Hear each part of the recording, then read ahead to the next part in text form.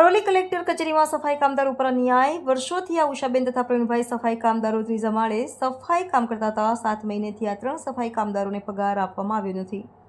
Collector કચેરીમાં પહેલો માળ અને બીજા માળનો જ કોન્ટ્રાક્ટ આપવામાં આવ્યો છે. આ કામદારને ટૂંક સમયમાં પગાર આપવામાં નહીં આવે તો ગુજરાત વાલ્મીકી સંગઠન દ્વારા કલેક્ટર કચેરી આગળ ધરણા કાર્યક્રમ કરવાની ફરજ પડશે. Reporter Jayprakash Joshi, Gujarat crime news, Malpur. વર્ષોથી સફાઈ કામદારો સેવા બજાવી રહ્યા છે. આજે 7 મહિનાથી 3 સફાઈ કામદારોને પગાર કરવામાં નથી આવ્યો. આ વર્ષોથી 10 વર્ષથી આ કચેરીની અંદર સેવા બજાવી રહ્યા છે.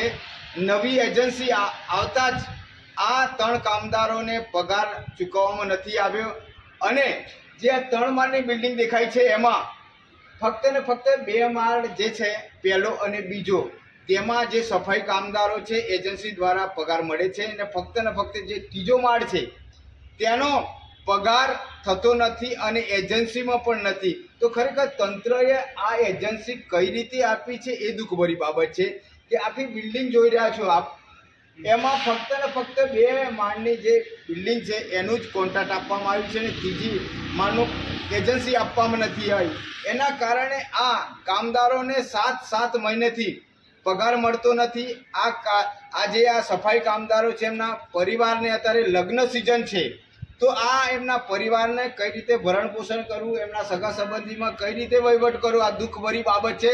કલેક્ટર સાહેબશ્રીને, અધિક કલેક્ટર સાહેબશ્રીને વારંવાર રજૂઆત કરી છે આ સફાઈ કામદારો, તેમ છતાંય 7 મહિનાથી પગાર થયો નથી. તો હું દુઃખભરી બાબત છે. હું લાલજી ભગત આવનાર સમયમાં આ સફાઈ કામદારોને તાત્કાલિક જો પગાર કરવામાં નહીં આવે તો હું આ કલેક્ટર કચેરી આગળ ધરણા કાર્યક્રમ કરવાની ફરજ પડશે.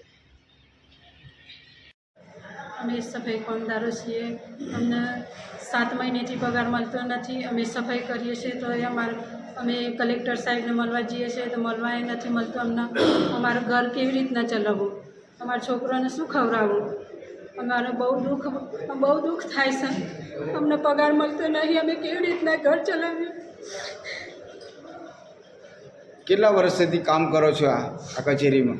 અમે જૂના માણસો છીએ હોય કને પણ અમારું કોઈ વાપરતું જ નથી. કેટલા વર્ષથી કામ કરો છો અહીં? 10 વર્ષથી કામ કરીએ છીએ. કેટલા મહિનાથી પગાર નથી થયો? 7 મહિનેથી પગાર થતો નથી અમારો.